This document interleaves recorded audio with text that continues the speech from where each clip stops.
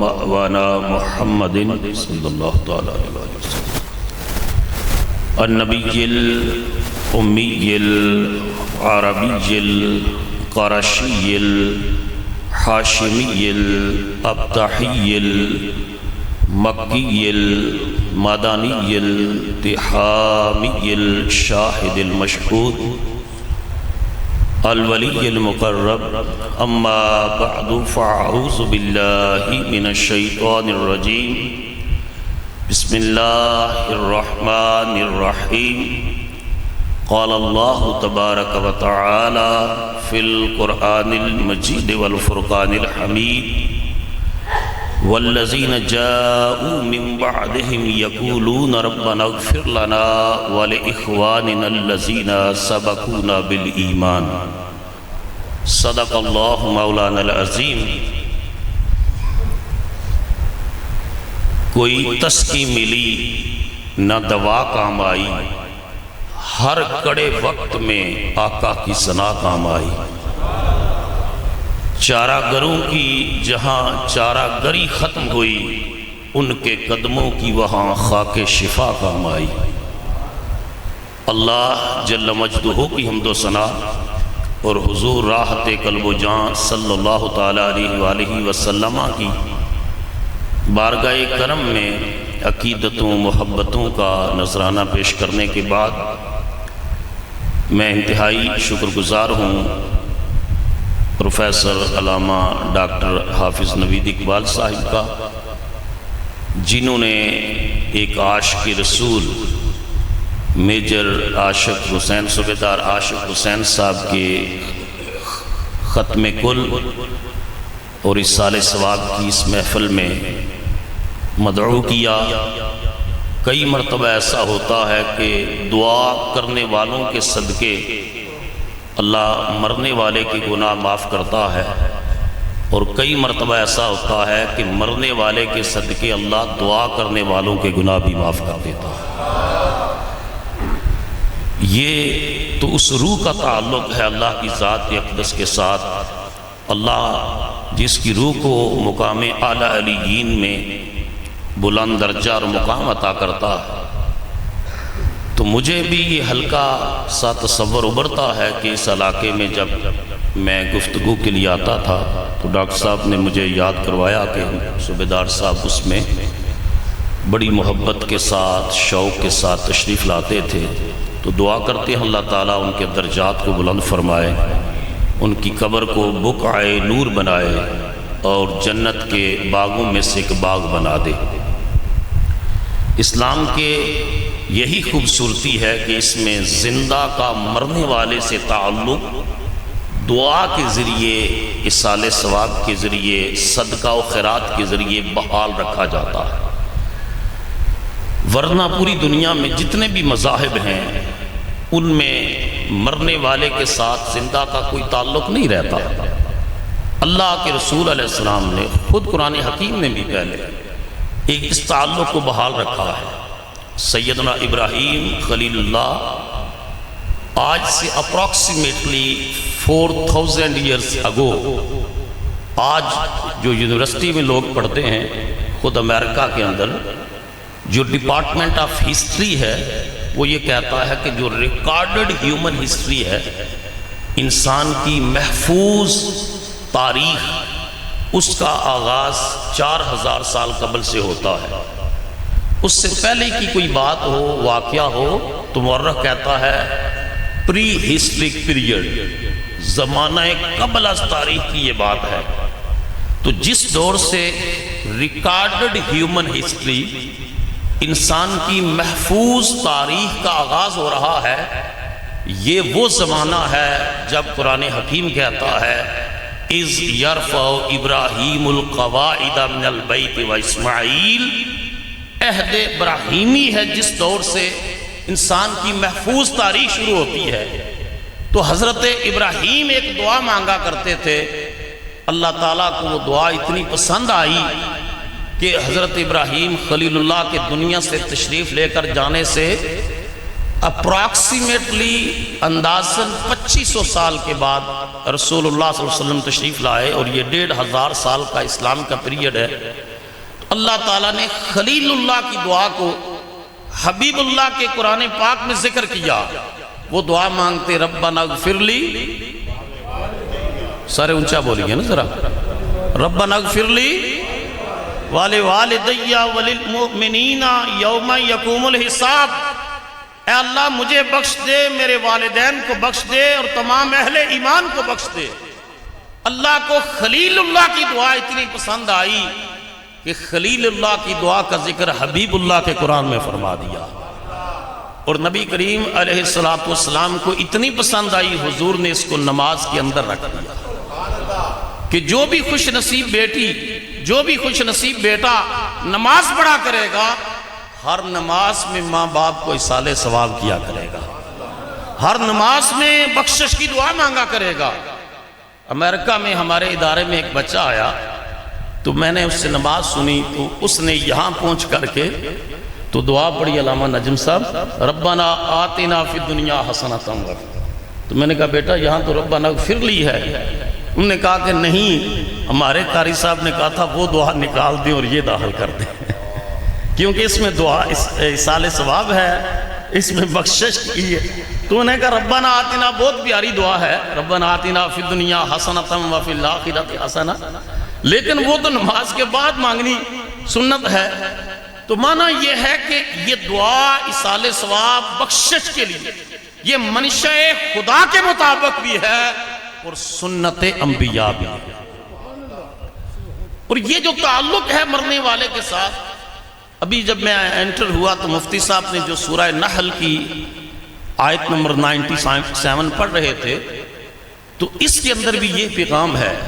علامہ اقبال علیہ رحمہ جب یورپ میں تھے، لندن کے لنکن لا کالج سے انہوں نے بار اطلاع کیا، اور پھر جرمن کی میونک یونیورسٹی سے میٹا فزیکل کے اوپر انہوں نے پی ایچ ڈی کا تھیسس لکھا، تو موت کے اوپر ڈسکس ہوتی انٹلیکچوئلز کی، فلاسفرز کی، دانشوروں کی، کہ زندگی کیا ہے، اور اس کے بعد پھر مرنے کے بعد یہ سفر ختم ہو جاتا ہے یا نیا سفر شروع۔ تو اس کو وہ کہتے ہیں ٹرانسمیگریشن آف سول، مغربی فلسفہ کہتا ہے کہ روح ٹرانسفر ہوتی ہے، اور یہ ہندوؤں کے ہاں یہ تصور پایا جاتا ہے کہ اگر انسان مرنے والا اچھا نیک ہے، کریکٹر فل ہے، اس سے مراد یہ کریکٹر فل ہے، تو اس کی روح کسی اور انسان کی شکل میں آ جائے گی، اور نہیں ہے تو اگر برا ہے، اچھا کردار نہیں ہے، تو کسی جانور اور درندے کی شکل میں آ جائے گی۔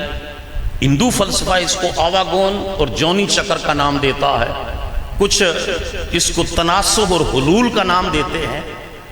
مگر جب علامہ اقبال سے وہ پوچھتے کہ اسلام کا تصور کیا ہے، تو اقبال فرماتے کہ ولادت سے موت تک یہ زندگی نہیں ہے، یہ کتاب زندگی کا دباچہ۔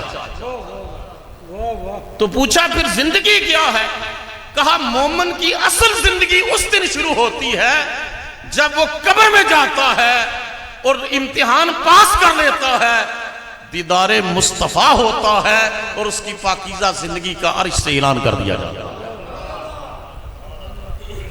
اور جو منکر تھے خدا کے اور دین کے اور اسلام کی حقانیت کے، نیٹشے جیسے حکیم، مگر وہ ان کو فالو کرتا اور ان کی دانش کو سے انسپائر تھا، مگر نیٹشے اللہ کی وحدانیت کا منکر تھا۔ تو علامہ اقبال نے ڈنکے کی چوٹ پر کہا تھا اگر ہوتا وہ مجذوب فرنگی اس زمانے میں، اقبال اس کو سمجھاتا مقام کبریا کیا ہے۔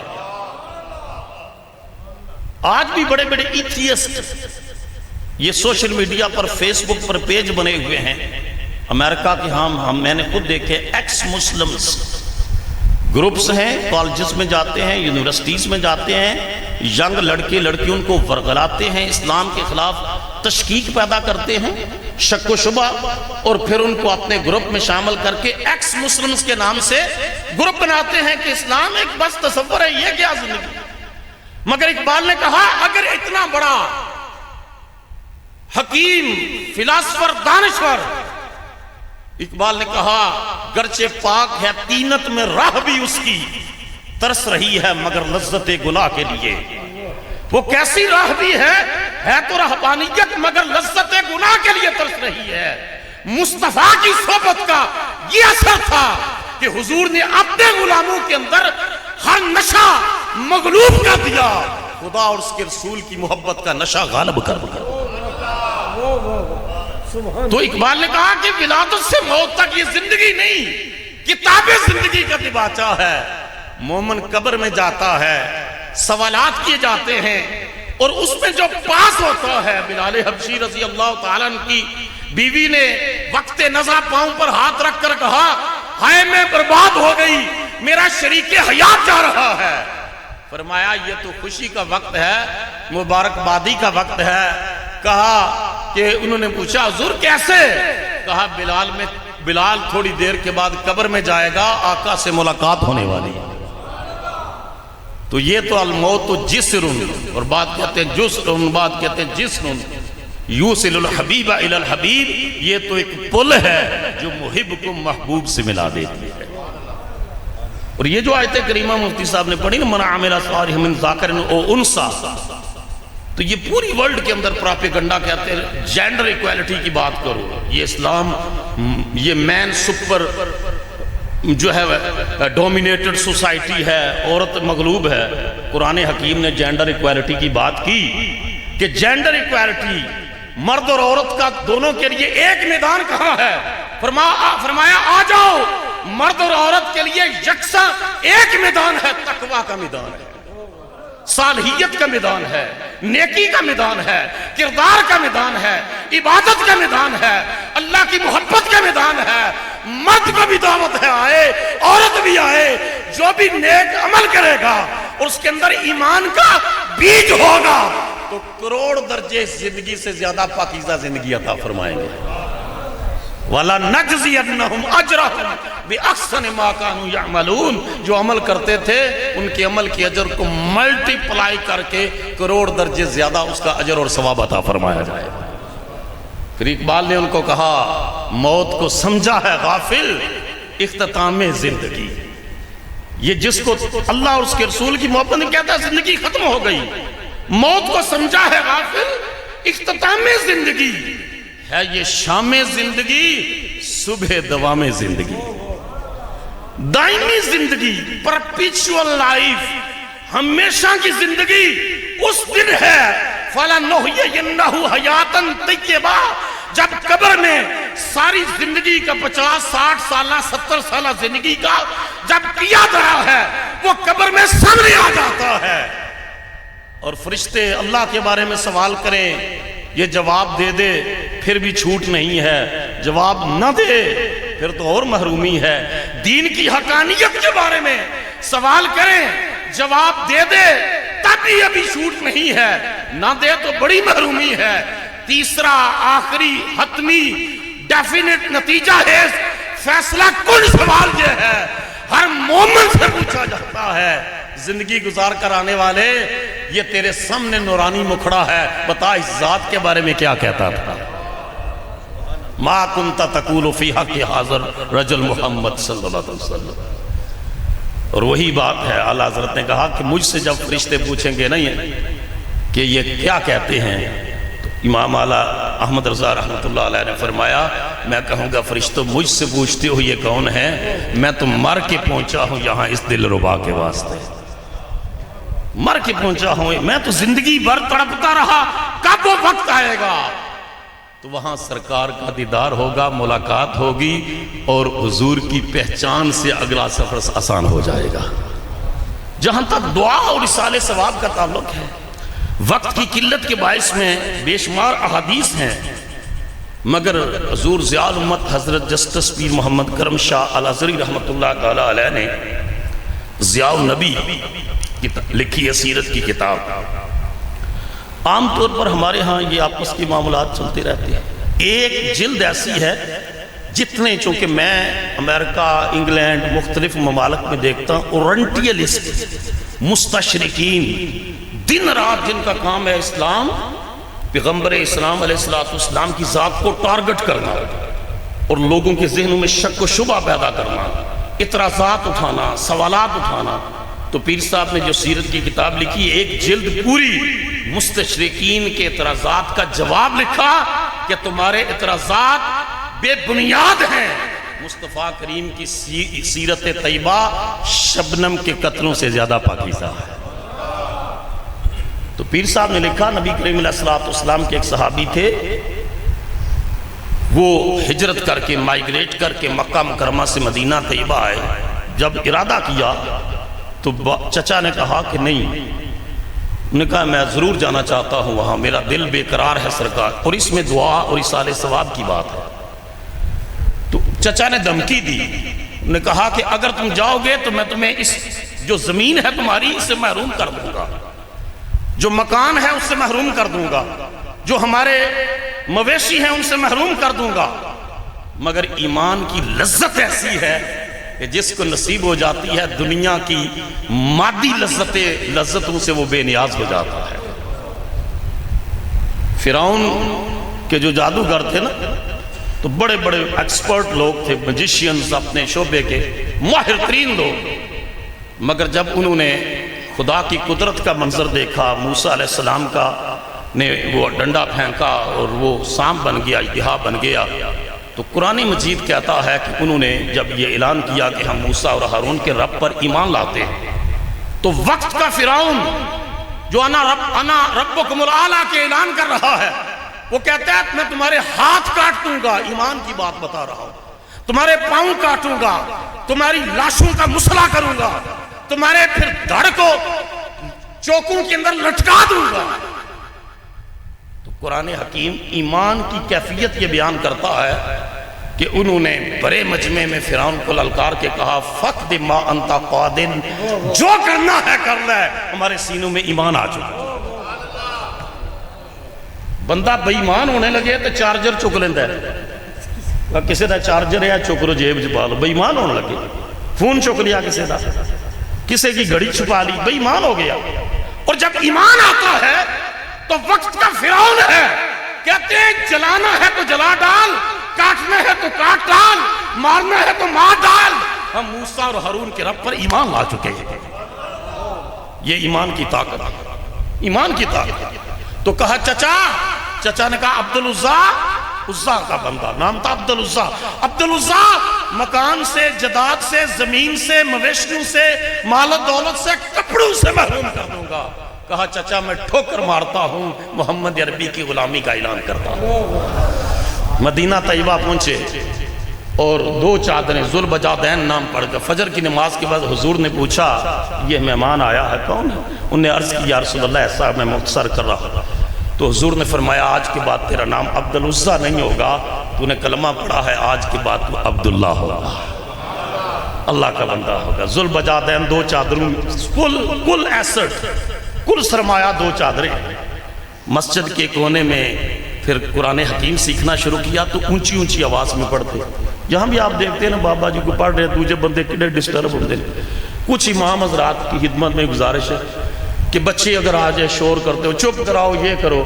مصر کے ایک عالم نے لکھا کہ جس مسجد میں پچھلی صفوں میں بچوں کے چیخنے، رونے یا باتیں کرنے کی آواز نہ آئے، اس امت کو اپنے ایمان کے اور دین مستقبل کی فکر کرنی چاہیے۔ یہ آنے دیں، شور ڈالتے ہیں تو ڈالیں، آئیں تو صحیح، مانوس ہوں اللہ کے گھر سے، اللہ کے گھر کا ذوق و شوق ہے۔ تو قرآن پاک پڑھتے اور لہک لہک کے اونچا اونچا پڑھتے۔ حضرت فاروق اعظم ذرا تھوڑے سے جلالی تھے، انہیں ایک دن کہا عبداللہ آہستہ پڑھا کرو، وہ بندہ نماز پڑھ رہا ہے، وہ تلاوت کر رہا ہے، وہ تسبیح کر رہا ہے، آہستہ پڑھا کرو جو پڑھنا ہے قرآن۔ نبی پاک علیہ السلام نے سن لیا تو حضور نے فرمایا عمر قال دعو یا عمر فإنہ قد خرج مہاجرا الی اللہ ورسولہ۔ فرمایا عمر اس کو چھوڑ دے، اس نے دنیا چھوڑی ہے، خدا اور اس کے رسول کا سودا کیا۔ جیسے پڑھتا ہے پڑھنے دے، ہجرت کی اللہ اور اس کے رسول کی طرف۔ تو رسول اللہ ایک غزوہ کے لیے تشریف لے کر جانے لگے تو یہ راستے میں عرض کی یا رسول اللہ میں بھی ساتھ جانا ہے، جانے لگے تو راستے میں جا کر عرض کیا یا رسول اللہ میری ایک درخواست ہے۔ آپ نے فرمایا کیا؟ کہنے لگے میرے لیے دعا کریں، ادعو اللہ لی بشہادت، دعا کریں اللہ مجھے اس غزوہ میں مقام شہادت عطا فرمائے۔ نبی پاک علیہ السلام نے فرمایا اس درخت کا، بیری کا درخت کا سکڑا لے کر آئے. حضور نے بازو پر باندھا اور باندھنے کے بعد اللہ کی بارگاہ میں دعا مانگی، اللہم انی احرم دمہ علی الکفار، اللہ میں اس کا خون کافروں پر حرام کرتا ہوں. انہوں نے عرض کی یا رسول اللہ میں نے اس دعا کے لیے نہیں عرض کیا تھا، میں نے تو عرض کیا تھا کہ آپ دعا فرمائیں میں دشمن سے ٹکراؤں اور پھر اللہ مجھے شہادت کا تاج عطا فرمائے.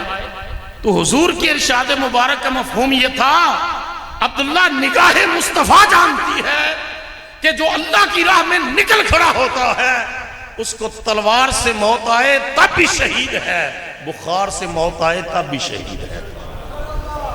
اور وہ وہاں پہنچے اور پہنچ کر کے جو ہے وہ بخار آیا، تھکاوٹ کی وجہ سے، سفر کی وجہ سے بہت شدید بخار آیا. اور اسی رات کو جہاں پہنچے تو شدید تھکاوٹ کے باعث بخار کی شدت کی وجہ سے جانبر نہ ہو سکے، وصال فرما دی. رات کو ان کا جنازہ اٹھا، نبی پاک علیہ السلام نے جنازہ پڑھایا عبداللہ ذوالبجادین کا. میں آپ سے پوچھتا ہوں جس کا جنازہ رسول اللہ صلی اللہ علیہ وسلم پڑھا دیں اس کی بخشش کی کیفیت کیا ہو؟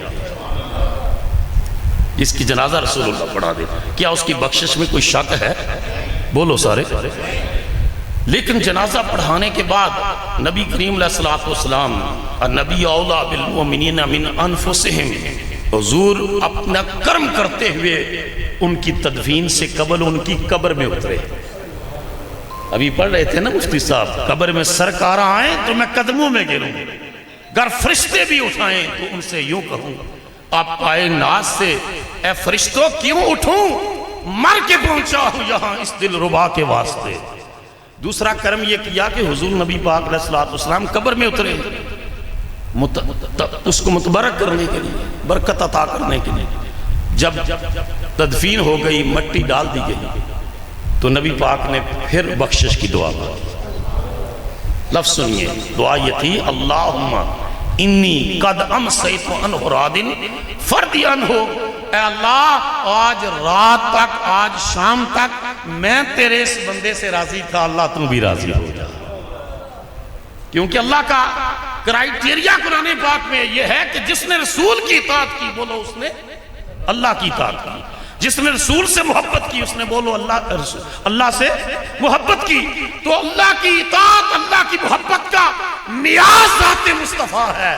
تو حضور یہ عرض کر رہے ہیں اے اللہ آج شام تک میں تیرے اس بندے سے راضی تھا، میرے پروردگار تو بھی راضی ہو جا. عبداللہ ابن مسعود رضی اللہ تعالیٰ عنہ اس حدیث کے راوی ہیں، کہتے ہیں میں نے دعا کی یہ کلمات سنے، میرے اندر سے ایک حسرت اٹھی، یا لیتنی کنت صاحب الحد، کاش آج اس عبداللہ کی قبر نہ ہوتی، میری قبر ہوتی، میری قبر ہوتی، میری لحد ہوتی، اللہ کے رسول میری بخشش کی دعا کر رہے ہوتے. تو میجر عاشق حسین صاحب حقیقی معنوں میں عاشق رسول تھے، اللہ اور اس کے رسول سے محبت کرنے والے تھے. اتنے لوگ جب گواہی دینے کے لیے جمع ہو جائیں اور دعا کرنے کے لیے جمع ہو جائیں تو اللہ کی رحمت تو ویسے ہی جوش میں آ جاتی ہے. اور جن کی دینداری اور جن کی محبت الہیہ، محبت رسول، تقوی، پرہیزگاری کی گواہی علماء کا سٹیج دے رہا ہو، اس شخص کی بخشش کی کیفیت کا عالم کیا ہوگا. تو آج بھی جو علماء کے ساتھ رہتے ہیں نا، دین سے محبت کرتے ہیں، مسجد سے محبت کرتے ہیں، امام صاحب سے، وگرنہ مقتدیاں جو 70% امام دے مخالف ہی ہوندے، جو ان سے محبت کرنے والے ہیں پھر وہ چیزیں پے بیک کرتی ہیں، واپس جاتی ہیں. وہ ان کے لیے عدم موجودگی میں بھی ان کے لیے دعا کرتے ہیں، اصالہ ثواب کرتے ہیں. تو اللہ تعالیٰ مصلوں پر رونے والوں، سجدے کرنے والوں کی دعاؤں کا صدقہ سب سے زیادہ جو دعا قبول ہوتی ہے وہ غیب کے حق میں دعا ہے. تو اس وجہ سے علامہ اقبال کی کلام کے اوپر ہی اس بات کو ختم کروں گا، وگرنہ اس موت و حیات کے فلسفے کو بہت سارا بیان کیا جا سکتا ہے. اقبال نے کہا تھا مرنے کے بعد یا جہان تازہ یا امتحان تازہ، یا جہان نیا ہوگا یا امتحان نیا ہوگا. فاسق کے لیے، فاجر کے لیے، ظالم کے لیے، قاتل کے لیے، غاصب کے لیے، بددیانت کے لیے امتحان نیا شروع ہو جائے گا. اور عاشق رسول کے لیے جہان نیاشی ہو جائے، اس کے لیے جہان نیاشی ہو جائے۔ نبی کریم علیہ السلام کا کوئی خطبہ، کوئی خطاب، کوئی واعظ ان دو جملوں سے خالی نہیں ہوتا تھا، لا ایمان لمن لا امانت لہ۔ جس شخص کے اندر امانت داری نہیں ہے نا، اس کا کوئی ایمان نہیں ہے۔ آج میں مغرب امریکہ میں دیکھتا ہوں آنیسٹی، انٹیگریٹی، دیانتداری، امانت داری کے اوپر پورا بزنس سلیبس تیار کیا ہوا ہے، کوڈ آف کنڈکٹ ہے کہ جب آپ کے پاس کسٹمر آنا ہے دکان پر تو مسکرا کر ویلکم کرنا ہے، جب آپ نے سودا دے دینا ہے تو اس کو تھینک یو کر کے سی یو لیٹر کہنا ہے۔ میں تمہیں ایتھے جاؤ دکاندار ہیں لگتا ہے پھر بندہ قتل کر کے بیٹھے گا، پیسے بھی لے رہے ہیں تو اس سے نہ پڑے۔ دیانتداری ختم ہو گئی، ہر بندہ دوسرے کو لوٹنے کے چکر میں ہے کہ اس کو جتنا میں لوٹ لوں۔ اور حضور نے فرمایا اس شخص کا کوئی ایمان نہیں ہے جس کے اندر امانت نہیں ہے، جو امین نہیں ہے، جو دیانتدار نہیں ہے، وہ 50 بھی حج کر لے، بے ایمان ہے تو اس کا کوئی ایمان نہیں ہے۔ دوسرا فرمایا لا دینا لمن لا عہد لہ، جو عہد کی پابندی نہیں کرتا، وعدے کی پابندی نہیں کرتا، اس کا کوئی دین نہیں ہے۔ اس کو بزنس بینیفٹس کے طور پر وہ لے رہے ہیں۔ انٹرنیشنل کمپنی ہے امازان کے اوپر آن لائن آرڈر کرو، وہ کہتے ہیں ویڈنسڈے مارننگ کو ہم آپ کا آرڈر ڈیلیور کریں گے، لیکن اتنے پرو ایکٹیو ہیں کہ ٹیوزڈے منگل ایوننگ کو وہ ڈیلیور کر دیتے ہیں، کسٹمر کی سیٹسفیکشن کے لیے، اپنی کمٹمنٹ کو پورا کرنے کے لیے۔